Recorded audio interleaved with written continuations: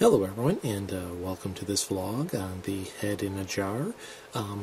This is a very easy one to put together. I was just searching through YouTube and different places online trying to figure out a couple different ideas for different jars, because I was going to put a little line of different miscellaneous jars for the Sullivan Insane Asylum section at the party to kind of just have like a few miscellaneous experiments and things like that. So I thought it'd be cool to line. We have a little cabinet that has a little shelf on top of it that's like kind of like a little mini counter, so I'm going to line the jars along the counter. So this was the first jar that I came up with. I can't remember the name of the site. I'm going to do a little research, and hopefully by the time I edit this I can throw it here on the screen where I got the idea from. So just wanted to throw out a little bit of credit there. This was not original. I'm kind of adapting an idea that I saw on YouTube.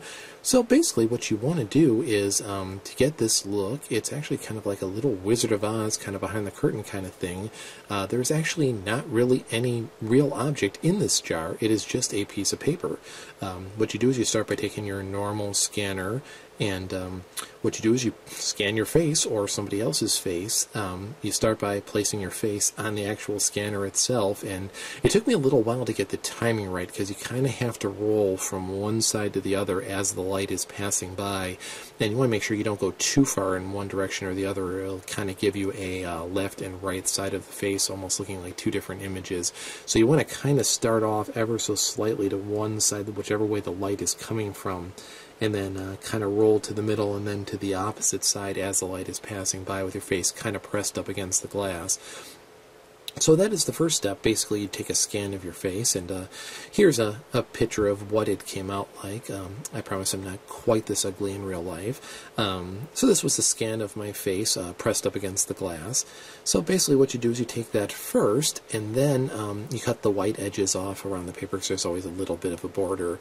And then after that you can take something like moss or wig hair. I had an old wig, so I cut a little bit off and put some glue around the top edges of your picture and glue your wig hair to it. In hindsight, I probably should have used a little bit more wig hair and could have put some on the sides as well. You'll see later on why that's important, because you're kind of keeping up the illusion that you've got a rounded head in there when it's really just a piece of paper. So the more wig hair you put around the top and the sides, the better it'll be at hiding the edges of the paper. So just something to keep in mind. So next you just have to figure out what jar you're going to use. I used one that's similar to this. I forgot to take a picture of the actual jar before I doctored it up, so this is just an example, but like a large pretzel kind of jar that you'd get from some sort of like a Costco kind of place. Took the label off, and basically it's just a plain old pretzel jar. So then what you do is you just take your piece of paper with the hair on it, and you kind of roll it up a little bit so you can fit it on the inside, and then just let it go, and it'll kind of round to the shape of the jar itself, kind of push it a little bit forward to the front, and that's it. After that, I just put the top back on, and I used some just regular old jute twine to wrap around the top and the bottom to kind of give it a little bit of an appearance of like an older school apothecary kind of jar. So I put, as you can see here, around the top and the bottom of the jar, and then just used some glue to hold it onto the plastic jar itself. And then for the last step, just used made up a little label using Photoshop, and tried to make it like an old school look. And then I had printed out a list a little while ago of really old school insane asylum reasons for admittal, so I just picked one that I thought might be a reason why somebody might want to keep a head. So I chose congestion of the brain, which was basically just an old way of saying an inflammation of the brain.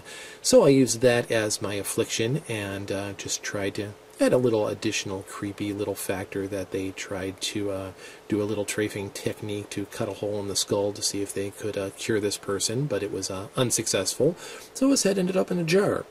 So here is kind of a front and back view of the jar, just to give you kind of an idea of the illusion. From the front, looks like there's actually something in there, but if you look at it from the side or from the back, you can kind of pull the curtain away with the whole Wizard of Oz thing and see that it's just an illusion. But I'm planning on propping this one in the corner of the little shelf, so no one will be any the wiser.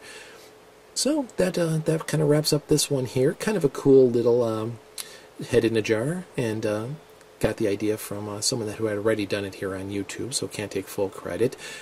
or any credit actually, but it was kind of cool. It was fun to try and relatively easy and quick to do, so I will be doing some more of these jars here over the next few weeks, and we'll be posting additional vlogs as soon as they're finished. Once again, thank you for watching, and more of these will be coming up shortly. Take care. Bye-bye.